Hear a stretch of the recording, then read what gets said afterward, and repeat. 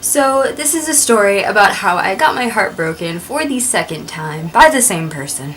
Yes, hi guys, it's your girl B, welcome back to my channel. Have y'all ever dated a fuckboy? Like, a complete and total fuckboy?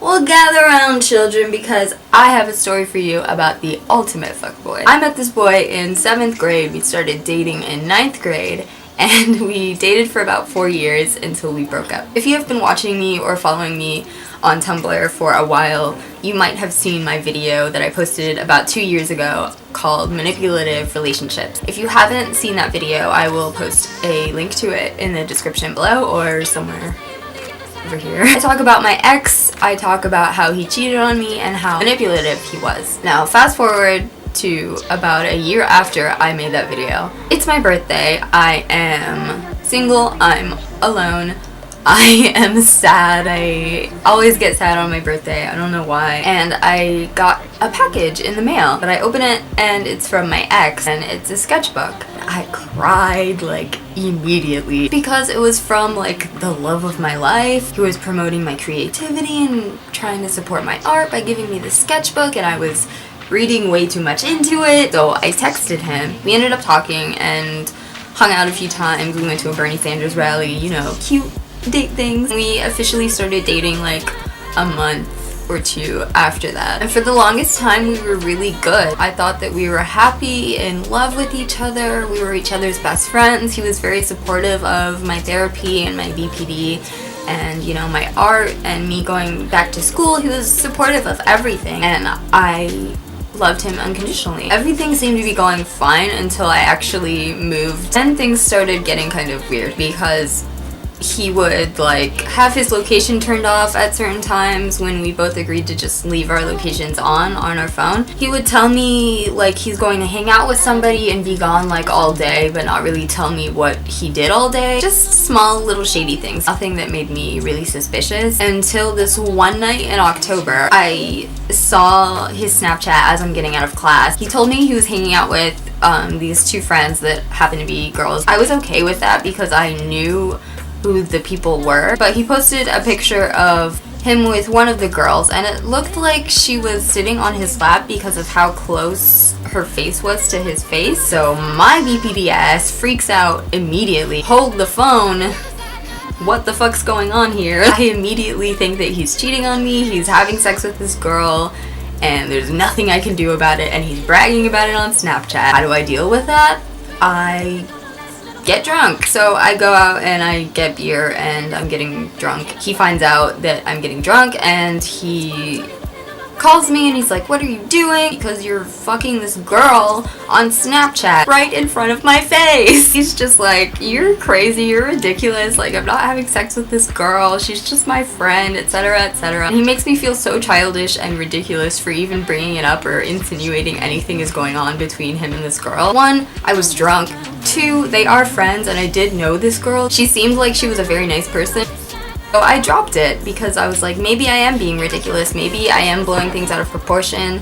I don't really know what exactly went on, you can't really see anything in the picture. So a few months after that happened, it is December, I come home for winter break and here's where all the shit goes down. He had to live with me for a little while because his family situation was not ideal. I don't know if you guys have ever experienced this, but have you ever had that feeling where you just get like this horrible like knot in your stomach, you just feel like something is wrong? I got that feeling one night when we were sleeping in bed together. Usually his phone is like next to him, but that night his phone was on the floor next to me and I did something I probably shouldn't have done and I went through his phone. I know it's a total invasion of privacy and everything, but like I just had this feeling and I was like, there's something in this phone that I have to see. So I go through his text messages and I don't find anything. Then I go through his Snapchat messages. There's some chats from this girl that he works with. The Snapchat messages,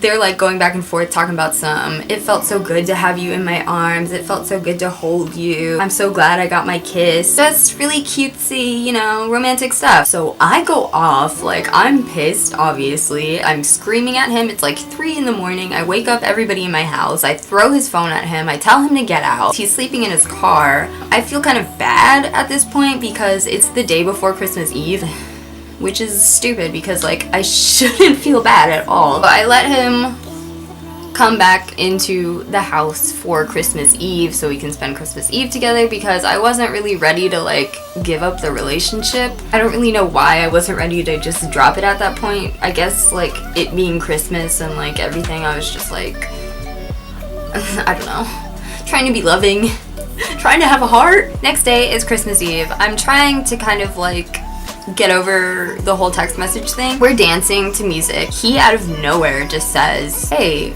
maybe you should run a few laps.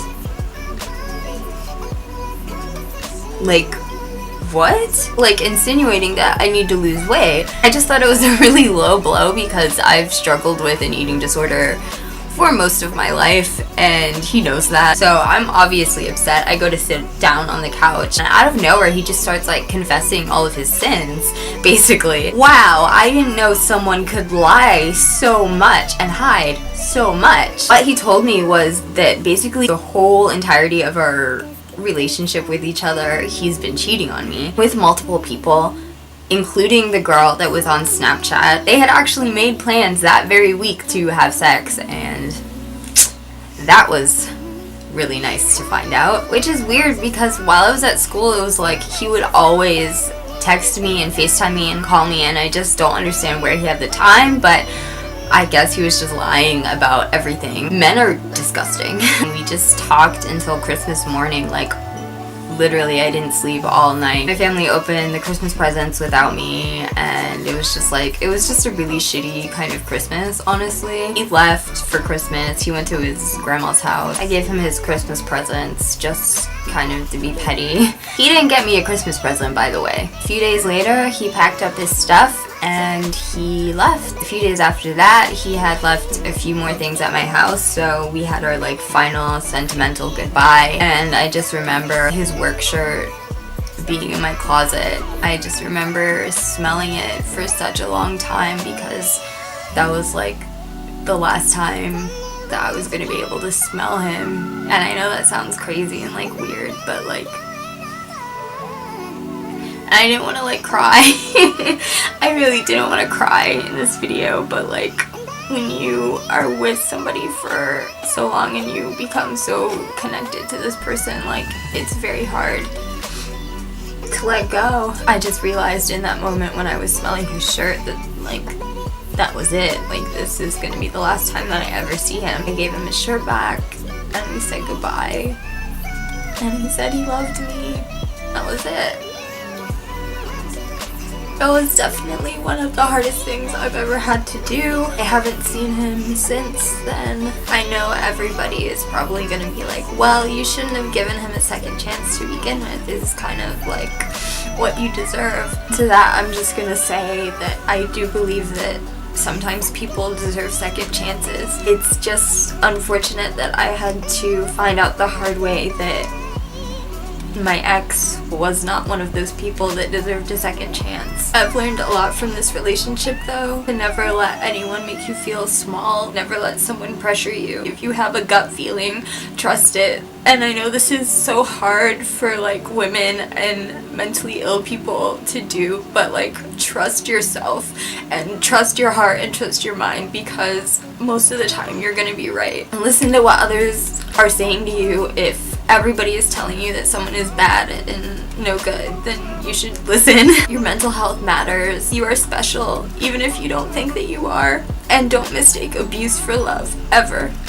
I'm gonna stop crying now. I just wanted to share my story with you guys because, like I said, this is one of the hardest things I've ever had to go through. If you're going through a breakup, or if you've just been cheated on, or if you're heartbroken, I'm here with you. And I am now a firm believer in once a cheater, always a cheater. So there's that. I learned my lesson. So that's pretty much it. Thank you guys so much for watching. Don't forget to subscribe and like this video. If you guys want to follow me on other social media accounts, I'm at Tinysquids on Twitter, Tumblr, Snapchat, and Instagram. I will see you guys later. Bye.